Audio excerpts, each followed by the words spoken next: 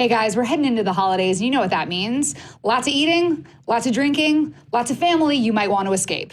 So we thought, what better time to discuss things to binge, whether it's food, drinks, or shows. Now, we want to make sure you know, please drink and eat responsibly. We are not saying you should binge anything beyond the television. And even with those, go outside every once in a while. But still, what is a great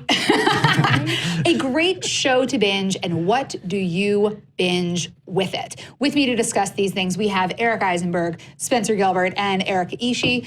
Eric, what do you think? What should people get into? I'm going to start with a show that only just started this year, and it's at its mid-season break right now, but it's obviously a perfect time to catch up. It is The Good Place on NBC, which is now 9 episodes in. It's all available on Hulu, and it is quickly becoming one of my favorite shows on television because it is absolutely hilarious. Obviously, as you saw in that image, stars Kristen Bell and Ted Danson.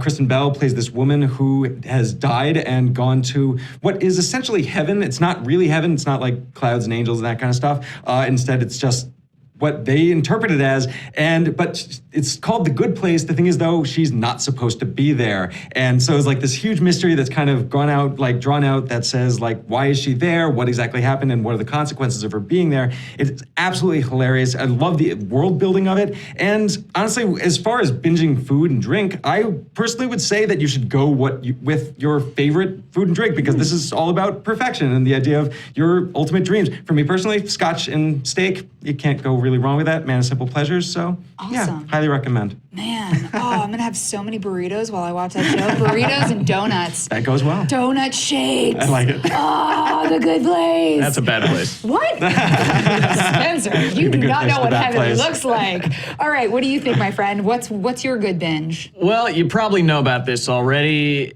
It's WestWorld. Love that show, This is man. a show, if you're not familiar with it by now, it's Jurassic Park with robot cowboys.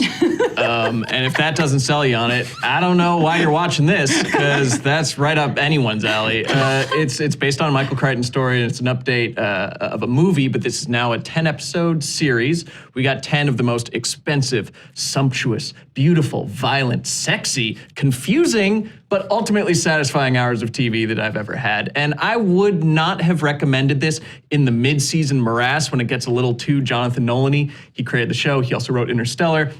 So you might get a little too up its own butt in the middle episode, but don't worry, stick with it, because it sticks the landing.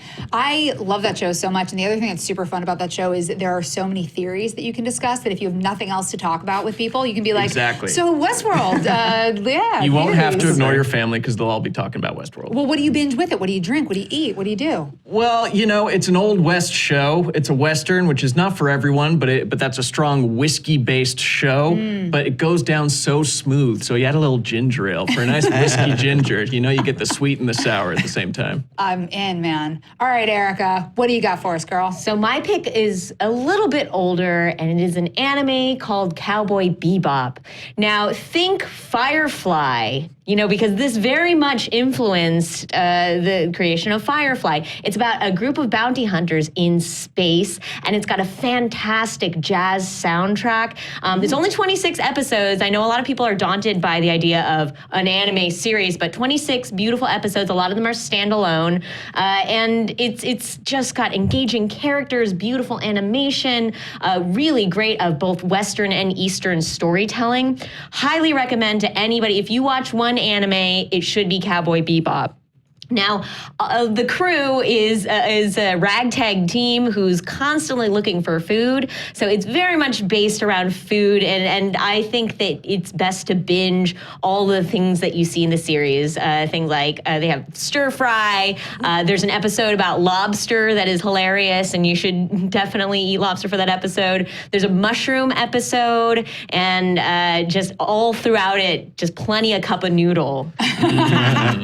See, this is actually a problem. I had to stop watching that 70s show because they constantly had like cookies, and I'm so susceptible to that sort of stuff. I was like, I want cookies. I need cookies. There's cookies. But that sounds awesome. The food looks delicious in the show too. Well, if you don't want to eat anything, I have, except for great entertainment, I have a show that I'm obsessed with. What a segue. Back in 2015 on Starz, a network that a lot of people do not watch, a show debuted called Flesh and Bone. I want you guys to imagine the most twisted version of Black Swan, but more grounded in reality. So it's more screwed up than the movie, but it's also more real. So that's how incredibly twisted it is. It's also Moira Wally Beckett, who was one of the only female writers on Breaking Bad. She wrote my personal favorite episode, Ozymandias. So it is crazy, twisted, every single episode. This is the best binge because you get to every episode and you're like, oh my God, and then you have to hit the next one. And the fact that Starz released it so you could binge it was why I watched all the episodes in like 2 days. But it's a dance show. It's all set in the ballet world. So what do you eat? Nothing, bitches. Maybe some carrots if you like really need to, if you're like gonna faint. And then you drink as much bloody looking red wine as your empty heart and soul can possibly muster. The show, I swear, even if you're not a dance fan, but you're a fan of drama, twisted drama, this show is the bomb.